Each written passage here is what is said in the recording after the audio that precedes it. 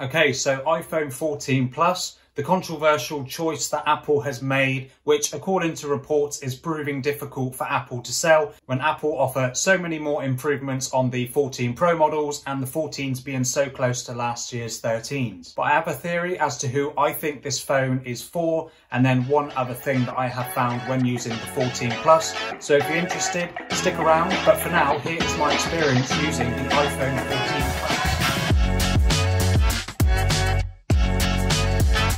So looking at the design of the iPhone 14 Plus, you can clearly see that it's an iPhone 13, just bigger. It shares the same design as the 13s with the flat sides, diagonal camera and notch at the top of the screen. And the screen of the 14 Plus is a 6.7-inch XDR OLED display which supports Dolby Vision.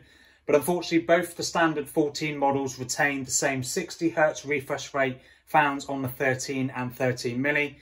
This is really something that I thought Apple would increase this year when so many Android devices considerably cheaper than the iPhone 14 and 14 Plus have 90 or 120 Hz displays. So it would have been really nice for them to implement a 90 Hz panel onto the 14s, but unfortunately we're stuck with just 60 Hz. Nevertheless, the overall experience of navigating through iOS is as smooth and responsive as you would expect. The display is really nice and gets plenty bright enough in all conditions. And the use of the notch is fine for me too. With so many years of it being there, I'm definitely used to it.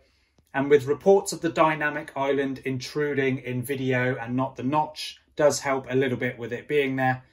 And this of course houses the selfie camera and all the Face ID sensors in a smaller footprint.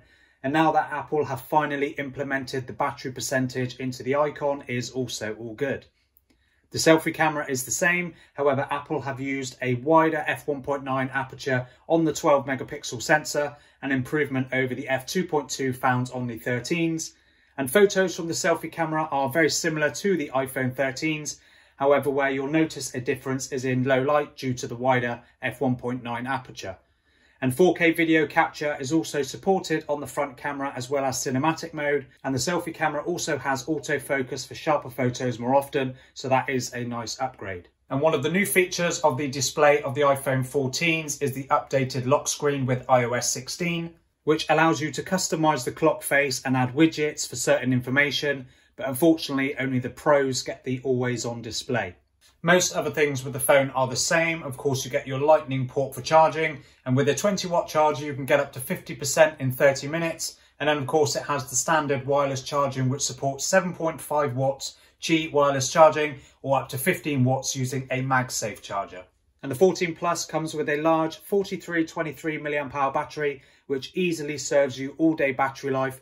I've had about a day and a half with moderate use. However, Apple's claims of best battery life in an iPhone have been debated in some reports, with people commenting that the 14 Pro Max having better battery life, but unfortunately I don't have both to compare them.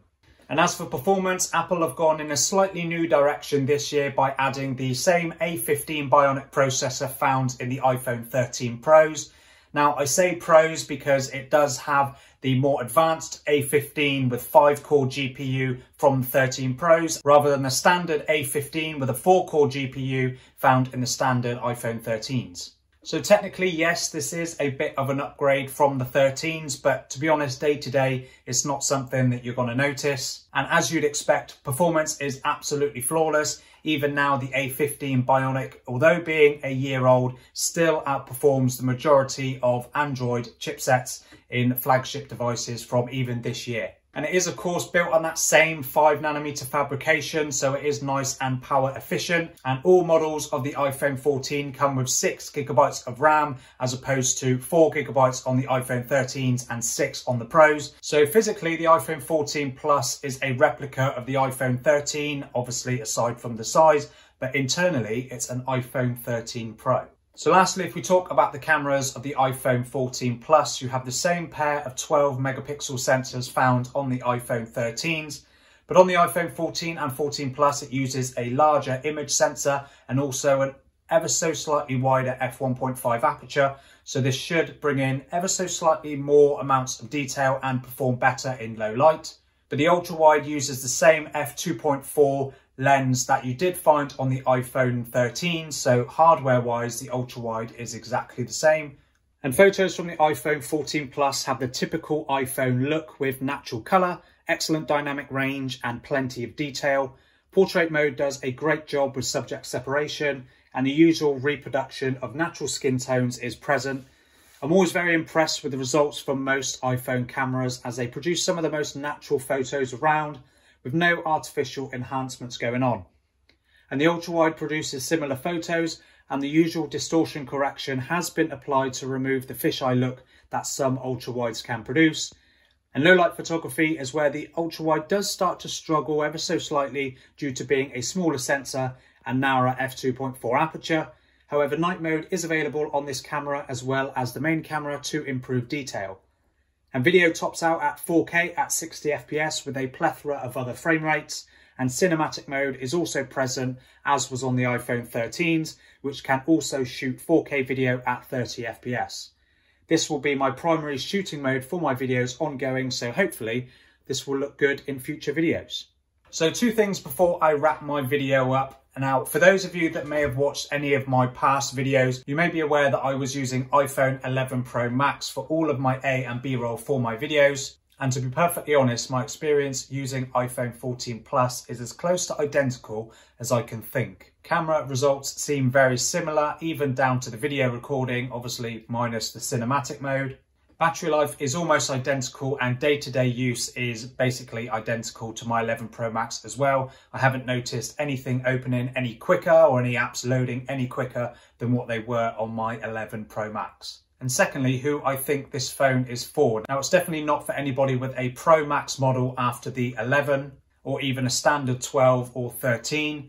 A 12 mini, potentially for battery upgrades and that sort of stuff. But of course, you buy a 12 or 13 mini for the size of the phone, so that automatically puts the 14 Plus straight out the window. So personally, for me, I think this is a great phone for anybody with an older Plus model of iPhone, like the 6S, 7 or 8 Plus, which, as their name suggests, they are exactly the same as the smaller phone, minus a couple of little things here and there, but just bigger. And that is exactly what the 14 Plus is exactly the same as the bog standard 14, just in a larger footprint. Of course, it might be for someone who's on Android and that might want to upgrade to a large iPhone without spending the top dollar for the iPhone 14 Pro Max. But let me know in the comments what you think. Are you using an iPhone 14 Plus or even a standard 14? Or have you jumped in at the deep end and gone for a 14 Pro or Pro Max? Let me know in the comments below. I'd love to know your opinion. And if you enjoyed this video, please do give it a thumbs up and subscribe to the channel so you don't miss out when I bring out new videos. And hopefully I will see you in the next one.